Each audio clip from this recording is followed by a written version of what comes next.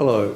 For the past year I've spent a lot of time trying to understand the impact of wind turbines on the people living and working around the Waubra wind farm in central Victoria. Working quite independently of the wind industry, I've interviewed a large number of people, including all 30 of the farmers who are hosting turbines on their land. I've also contacted all 7 of the complainants registered with Acciona, the wind company involved, as well as some others who for various reasons don't register their complaints with Acciona. These complainants, official and unofficial, appear to make up around 5 to 6% of the population. Unfortunately, my attempts to understand the complainants' issues have not been very successful. What I have found though is that none of the 30 families hosting turbines on their land appear to suffer any adverse health effects.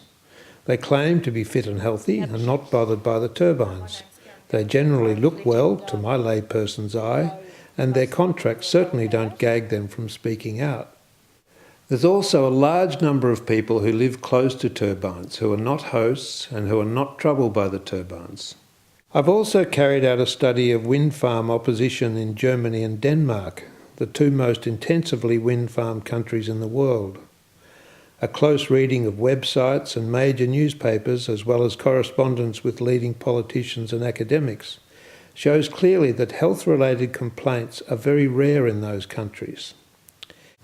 Sadly, for many people, Waubra has become a name synonymous with sickness from wind turbines. So I thought it was time turbine hosts and some of their neighbours were heard. In the videos which follow, most of the people you'll meet live less than 1 kilometre from turbines.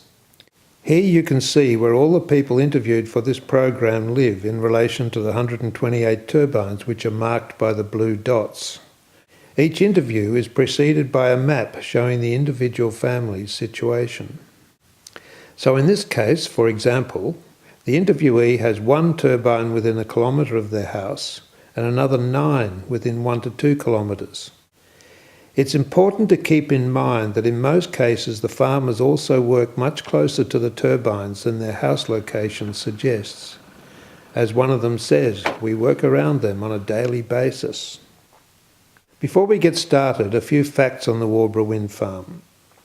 Waubra is around 40 kilometres northwest of Barrett in central Victoria. It's a highly productive agricultural area with a small town centre.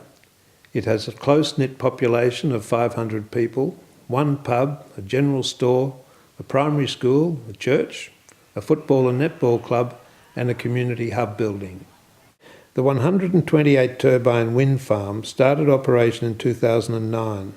It employs 26 people, generates sufficient electricity for 110,000 houses, cuts Australia's CO2 emissions by 650,000 tonnes per annum, contributes $500 plus CPI annually per turbine, or about $70,000 a year, into a community benefit fund.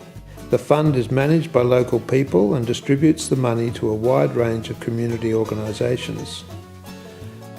Okay, I think it's time to meet the hosts and some of their neighbours.